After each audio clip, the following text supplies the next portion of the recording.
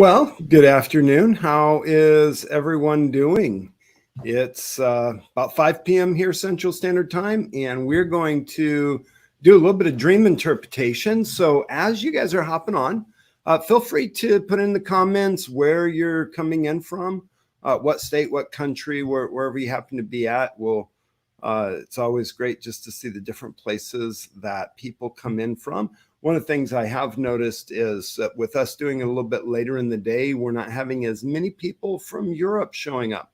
I think it's around 11 p.m. in the UK and midnight in Scandinavia, Germany, that area. So that would make sense. Hopefully you're able to catch some of the recording of this afterwards, and we will be doing periodic of our lives in time periods that are a little bit better for those of you that are in Europe and in Africa, because we miss having you on here.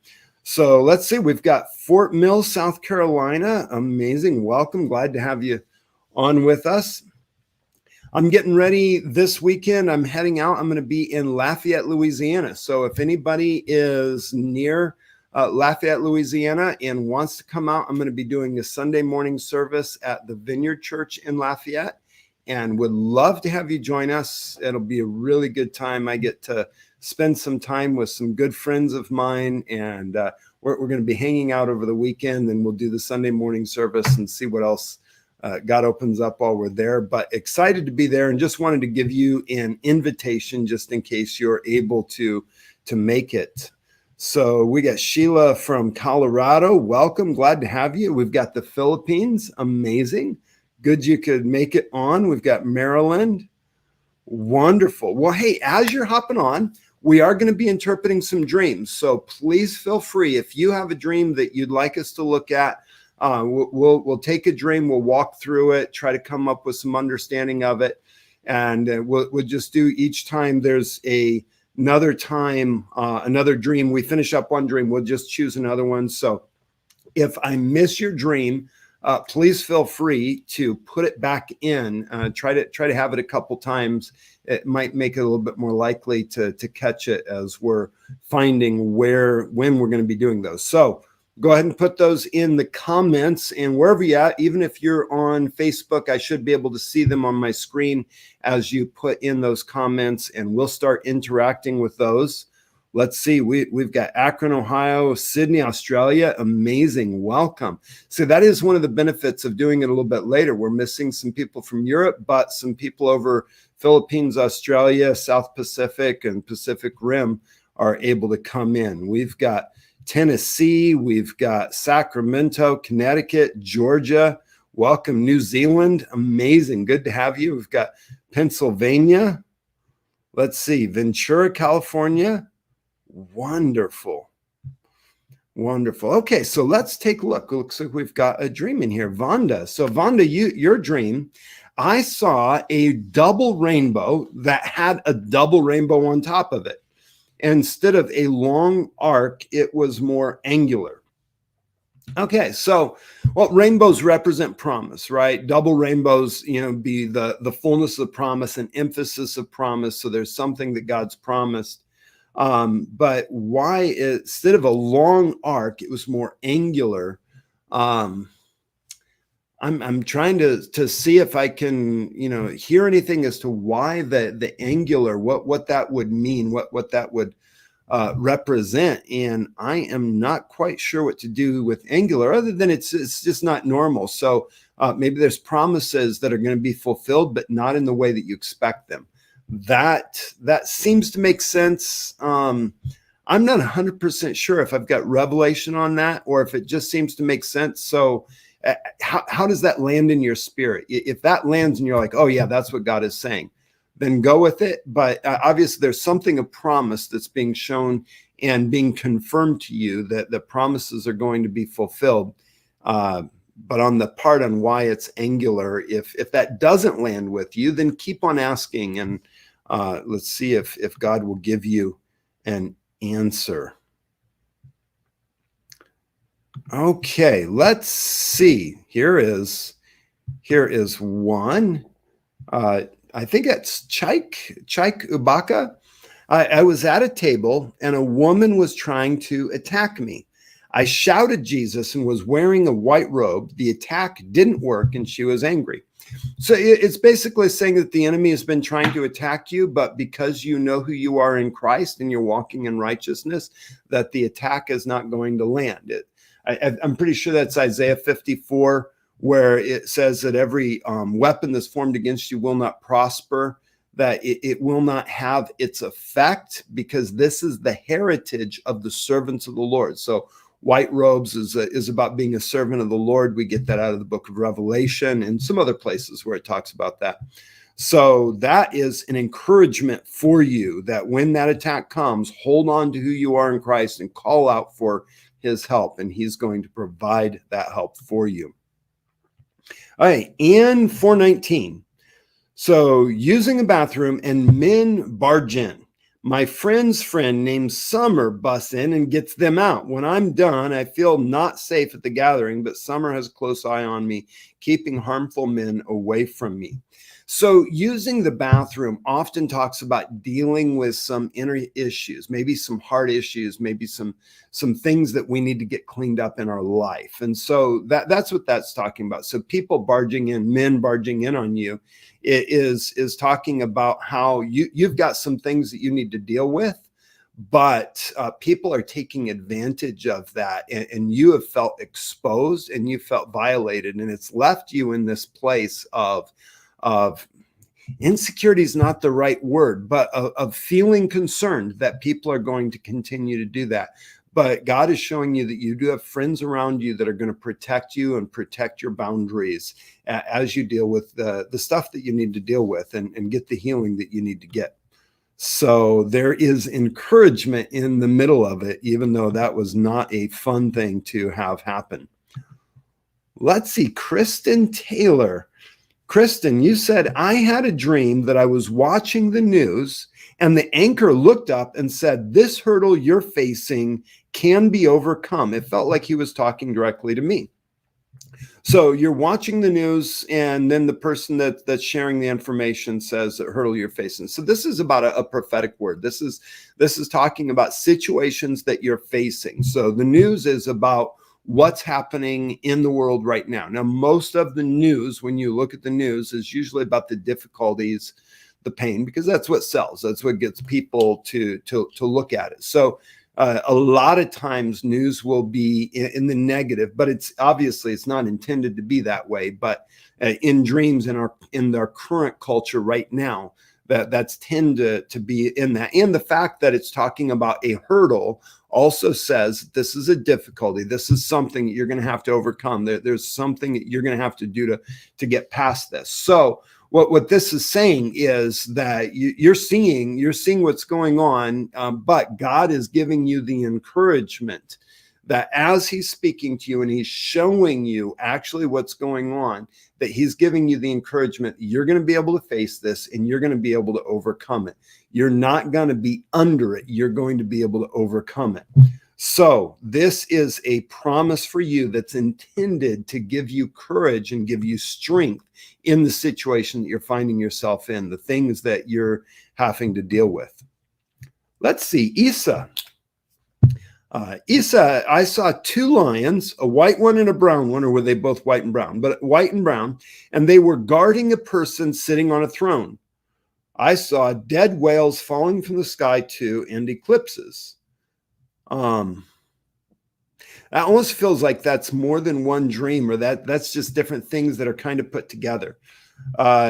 So somebody sitting on a throne, somebody in a place of authority. Lions would represent some type of a major spiritual power. It's not the Lion of the tribe of Judah, because he is one. And so when there's more than one lion, it's often talking about some type of high powers. And so you're recognizing high powers. Now, dead whales that are protecting somebody's in a place of authority. Dead whales falling from the sky. Whales are just something that's big. It's huge, not intended to be in the sky, intended to be in the water. but they don't have life. And so this is probably talking about things, maybe corporations, maybe even ministries or companies, something big that should have impact that actually doesn't have any life in it, and they're going to be losing their place. They're not going to be high anymore. They're going to be losing their place. Eclipses, something is covering up the light of something. And so the whole context of this is you're seeing that there is powers that are trying to protect those that are in authority or someone in authority, but that there's also judgment that's coming to things that seem big and things that seem to have impact. And so these are spiritual warfare situations, and it's an intention for you to pray. It feels like there's a lot of confusion on that whole situation, that whole thing. So it's, I just don't feel like this is necessarily from the Lord. I think it was more that it was either your spirit or your soul that was seeing these things, or it was, or it was the enemy. But it also doesn't have that kind of that slimy feel from the enemy.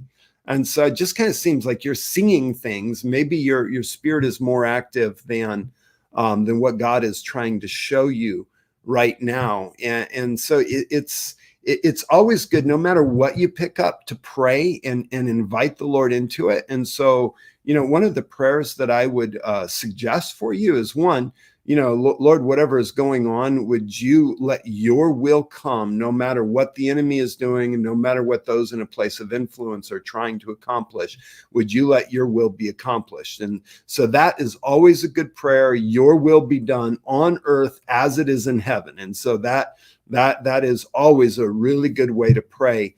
But also just asking the Lord to really develop intimacy with him for you, so that when you hear things and when you see things, that you're only hearing and seeing what he wants you to hear and see, not just things that are out there, because there's confusion that's been trying to attack you, and the Lord wants to protect you from that.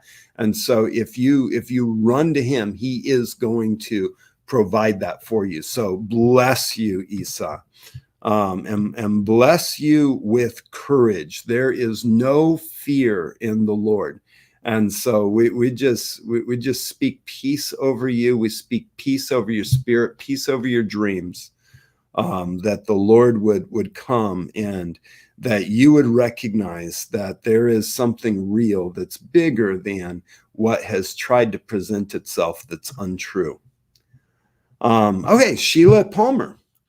You wrote, my son texted me from another planet as he was sick and coming home. My church was waiting outside for him, and he came on a small spaceship. A man lifted the glass lid, and my son was frozen with ice. So another planet, another realm, another place.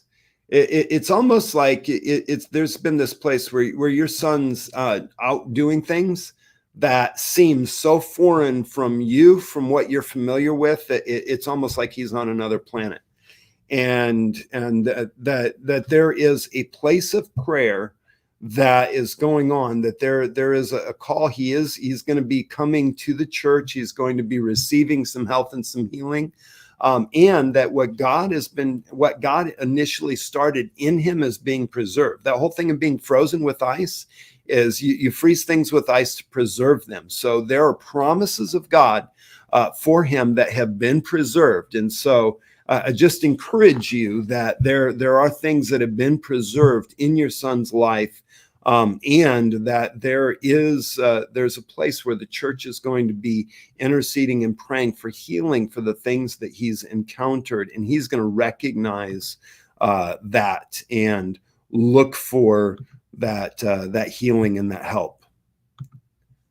Okay, Arlen, I dreamt that I was at a peak of a rocky mountain with smooth texture and surrounded with a transparent glass.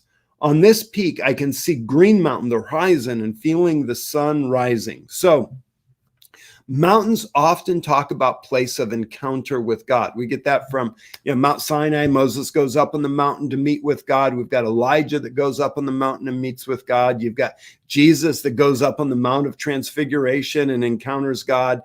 So there's this idea, this scriptural concept that mountains talk about places of encounter, places of nearness to God.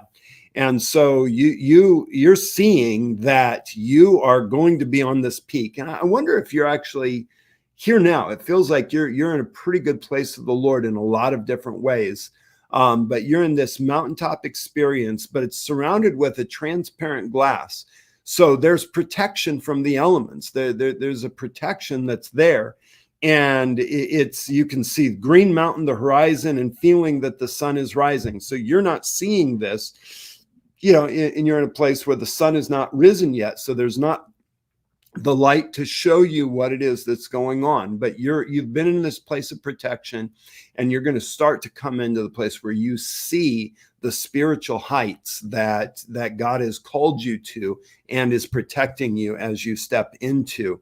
And so, I want to pray really quick for you, Arlen, that your prayer life would continue to increase, and that the things that God is showing you on how to pray, and especially that discernment that he's been developing in you, where you just feel that sense of something's not right. Oh, this is going to happen, or this has happened, or I need to pray about things. It's the burden of the Lord. There's something that God has given you in the burden of the Lord. And I just want to pray that increases.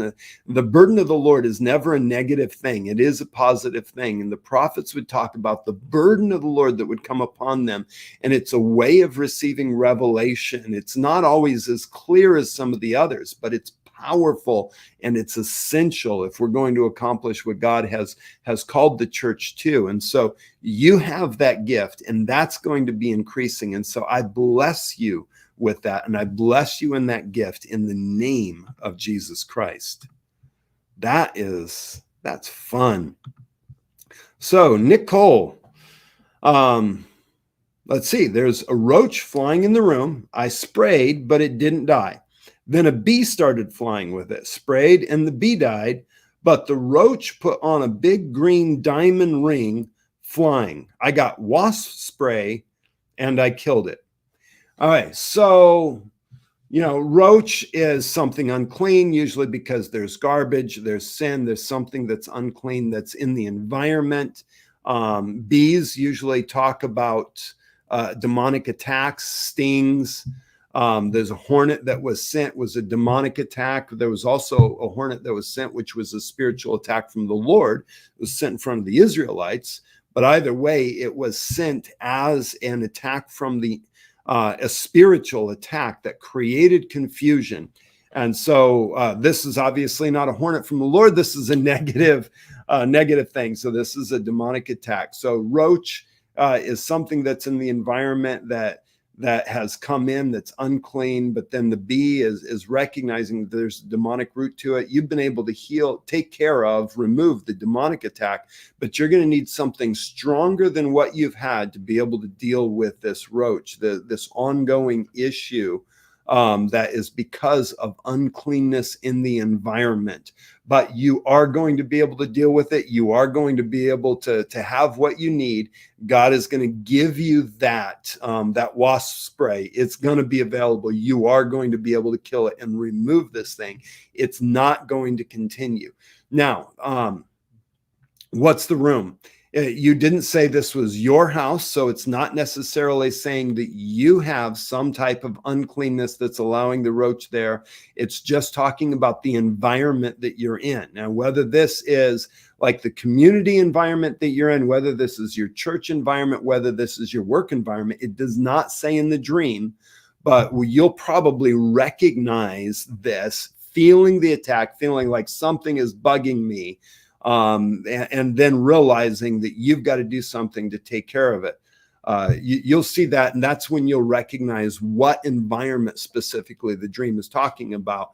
But don't allow that thought of, oh, there's a roach, there's something unclean that's allowed it. It doesn't mean there's something unclean in you that has allowed it. It's something that's in the environment that has allowed it. So just want to make sure that there's clarity in that. When you're, especially if you're interpreting a dream for someone else, one of the things you really want to make sure to do is allow the dream to give the meaning.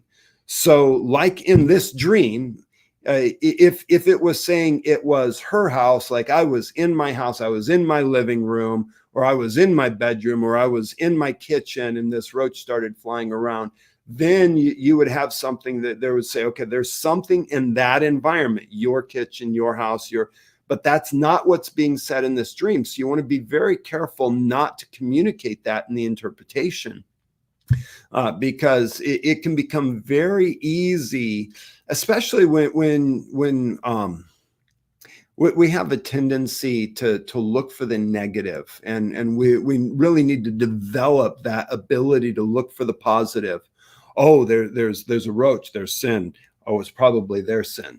And it's not necessarily what's being said. So we've got to be very, very careful with that, so that we're not putting condemnation on someone where God is not putting condemnation.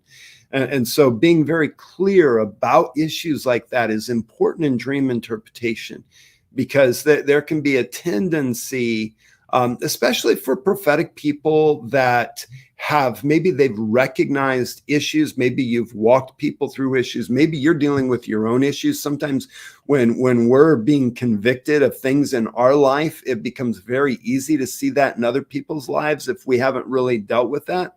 And it's all inner healing issues. If we find that that's a tendency that we have, well, there's something that's wrong inside that needs to be healed. And we want to get that cleaned, because if we don't deal with those ways of thinking, those judgments that we have towards other people, towards ourselves, the inner vows that we have, those kinds of issues, it actually creates like a filter over the way that we see revelation and respond to revelation that will tilt it in a certain way.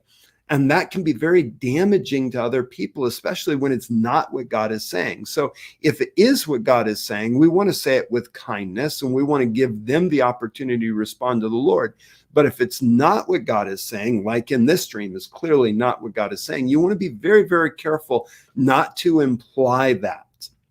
Not to imply that. And I've seen this happen a lot of times as I'm training dream interpreters on how to interpret dreams. And so just developing this process. And one of the practices that I did that really helped me to clarify this is constantly asking myself in the interpretation, well, where is that in the dream?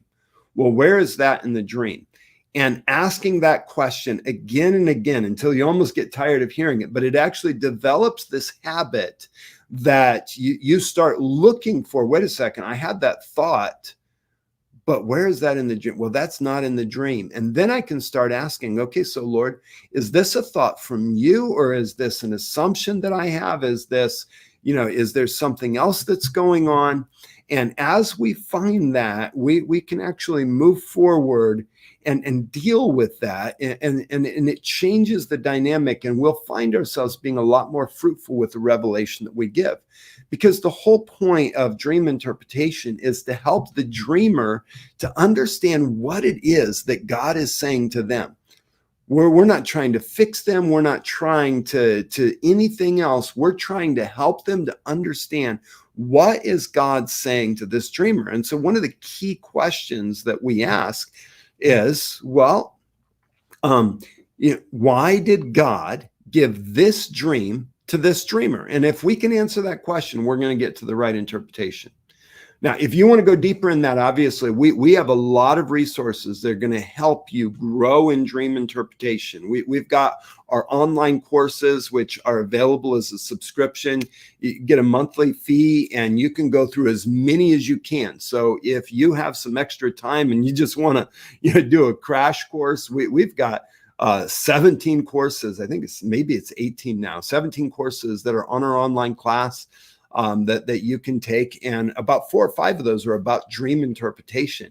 If you really want to grow and you want to develop, if you've already taken the Understanding Dreams and Visions course or our Interpreting Dreams and Visions module of Streams Academy, which is going to be coming up in a couple months, you can come to our dream interpretation internship. We're going to be having an internship here. It's going to be a week long, 9 to 5 every day. There'll be hangout time in the evenings where we're just going to have fun, maybe go get some food. Some of the students would come together. A couple of those I'll be hanging out with. And we're going to work on dream interpretations and give you mentoring in dream interpretation. It'll really help to deal with some of these things and help you to really improve in your ability, not only to understand what a dream means, but how to communicate it in such a way that you help the dreamer understand why God gave them that dream, which is really important. All right, well, let's take a look at another dream here. We got Grace John. So Grace John, Ethan Hunt in the room trying to calm the hawk. Hawk gets angry, but then Ethan gets vaporized. Ethan survived. He's now climbing up a tall mountain. Hulk is on the top in front of a sword in a rock that Ethan needs to get. So Ethan Hunt, let me see. I'm trying to understand what he would represent specifically. I'm trying to wonder if I remember this. I'm actually going to look up. Yeah, that's what I thought. So I had to actually double check. I was wondering, like, Ethan Hunt, that's Mission Impossible, right? And I'm like, well, am I right or am I thinking of that wrong? I'm actually right. Ethan Hunt's Mission Impossible. So Mission Impossible, something that needs to be done that seems impossible, but it actually can be done. Hulk, anger that's out of control. So there's something that needs to be done that seems impossible, but anger is in the way. And if anger is allowed to have its expression, it's going to remove the destiny, the mission impossible that needs to be happening. And it's going to take some struggle, but there's a revelation that is needed, that's going to be key that to open this thing up. That's the sword. Revelation, for the word of God is like a two-edged sword. And I know that's talking about scripture, but a sword can also talk about revelation, can represent a sword. But and that's why it's in a rock as well, because there's the sword, the revelation piece, because rock can also talk about revelation. So to be able to get this, there's gonna require revelation, but the only way to do it is to really confront this anger and deal with the anger issue. So then the question is, why did you see that? Is that about someone that you know, or is that someone about you? Because in this dream, seems like you're observing. So then you need to ask the Lord, well, why am I observing this? Am I being given perspective? Because sometimes when we're observing in a dream, it means it's about someone else. It's not about us. But there's nobody in this dream that would be clear who that is. Doesn't mean that it can't be somebody else, but that raises a question. Because both of these are fictional characters that are in there, and they have this clear metaphoric meaning to them. And so you can look at your life and ask the Lord, Lord, is this something that I deal with? Do I deal with anger? Has that stopped me from doing the mission that you've given me that feels impossible to me? If that is not true, then it's about somebody else, and you'll find that person and you're going to help them realize that dealing with their anger issue is what's going to allow them to be able to fulfill the mission that God has given them, the destiny that God has given them. So this is a fun one, and it's possible. I've had a couple dreams where there's nobody in the dream that's recognizable, and I was not able to figure out who it was. And the reason why is because I was being taught a principle that I was going to need, either that was going to help someone. A lot of times I'll have that before I go, not like often all the times, but that will happen more often out of the times that happens, when I'm going to be going to a church or I'm going to be meeting someone that I need to minister to. And it'll give me a key principle that's really going to help that church or that that person that I'm going to be ministering to. So perhaps this is a principle that it's not just that a one-time thing, but that you're going to see this and recognize this. And so hold on to that and realize this is something that God has given you, and he's given it to you for a reason. There's something that you're going to be able to do with it. So that's really fun. Let's see. We've got Rachel Marie Poetry. It's fun. I love poetry. I've been exploring some kind of spoken word, prose poetry type thing. It's been so much fun. I love it. Anyways, side note, in my dream with friends, I met a young girl who I knew was from the year 1159, wearing white. And I asked her to write something. So she was writing large curly words, and then two more like her arrived. Okay, so this young girl from the year 1159. Yeah, I would start doing some research. I'm not gonna take the time right now just to do a little research, but I would start doing some research about 1159, and specifically to do with literature. Because I mean, you've got writing something, you've got things being written, and you happen to be a writer. So putting these things together, there's something that's going on, something about a writing gift that is being released to you, and that it's increasing, and it's intended to write it in a beautiful way, large curly words. Like there's this beauty, there's elegance that is to what's being written, which fits alongside the whole poetry thing that you've got going on. So there's a connection that's going on. But why 1159? And because it's the year 1159, I would start by looking up, what was happening in the year 1159. You can find a bunch of things just by kind of searching through Google. And what you'll do is or any other way of researching, doesn't have to be Google, obviously, but it's just, you want to find some way of researching 1159 and things that happen, and asking the Holy Spirit, Lord, would you make it clear what it is that you're saying? See if anything lands. See if anything's like, oh, that's it. Now, be careful that it's not just something that your heart already wants and you're liking it because it touches your soul. You're looking for the Spirit to be moved. So pay attention to that. See if anything lands.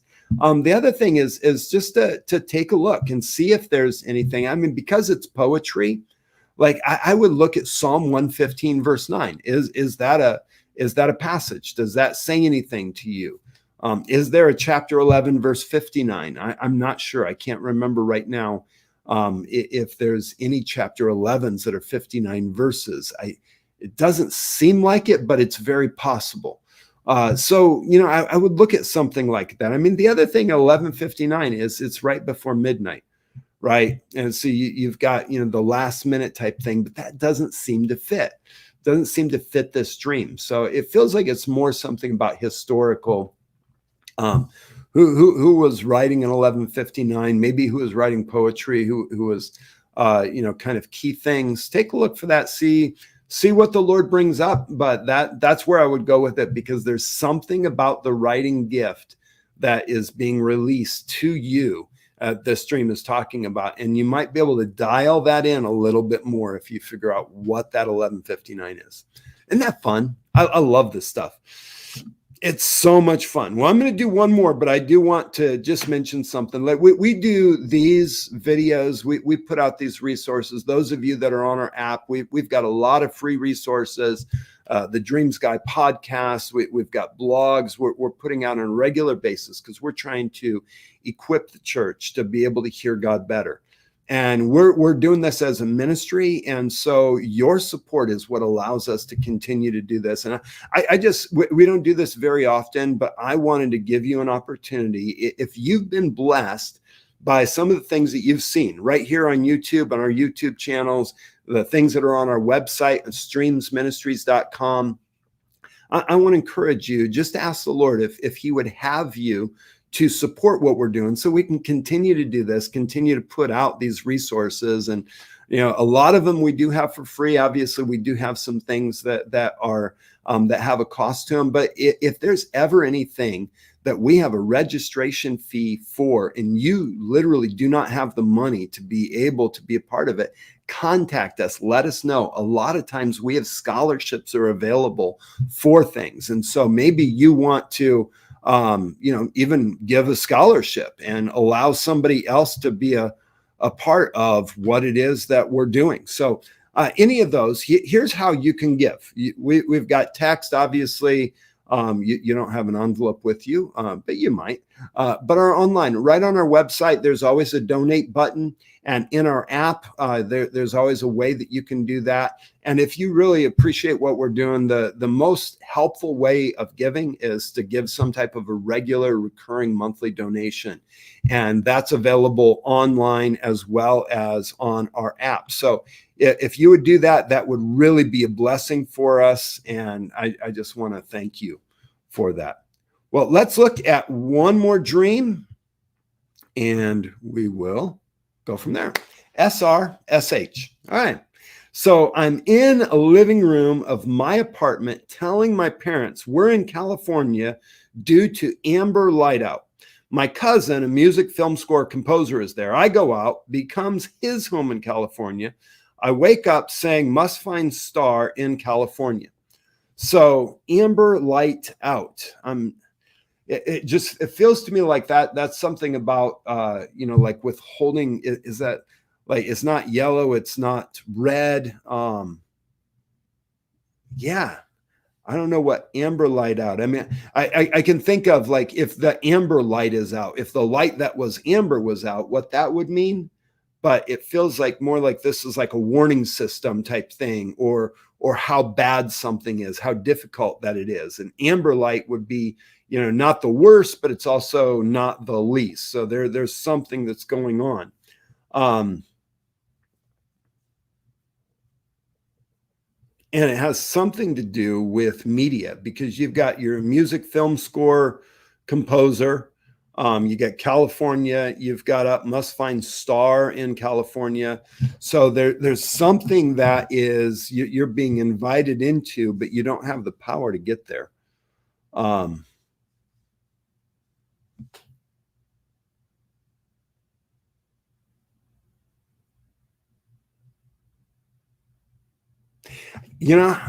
don't know what else to do with that. There's something you're being invited into, but you don't have the power to get there. You've got to find, and what is this star? Is it talking about like a star that is going to guide you? Or is this talking about like somebody that's really popular, kind of a star?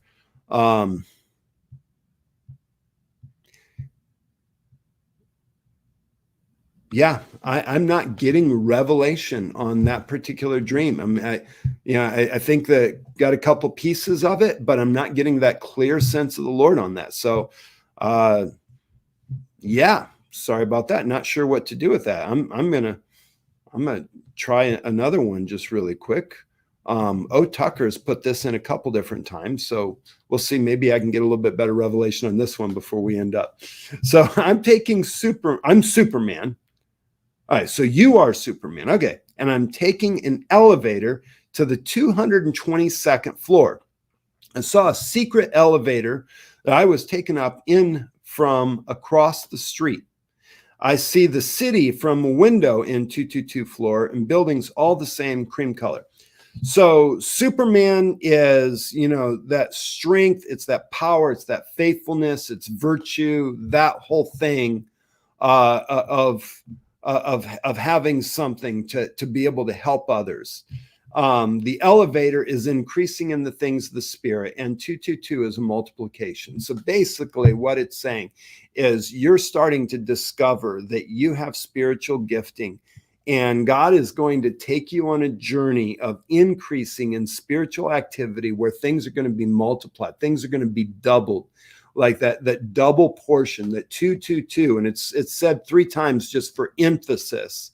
And it's maybe not something that everybody steps into because there was a secret elevator, but you're going to be shown this. You're going to be taken into this, and it's going to give you a different perspective on the city that you live in. So seeing it from a different perspective, because you now have you're on floor 222. So there's a different perspective. So recognizing spiritual gifting, rising in spiritual activity, and seeing a multiplication that gives you a different perspective on life and on the things around you.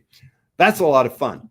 Hopefully that was a blessing for you guys. We'll be doing this again. Like I said, I'm going to be in Lafayette, Louisiana this weekend. If you're anywhere near, come and join us for Sunday morning service at the Vineyard Lafayette there. You can just Google Vineyard Lafayette or go to our calendar on our website, and it'll have the information of that event. And otherwise, we'll see you next week, and we'll be doing this again.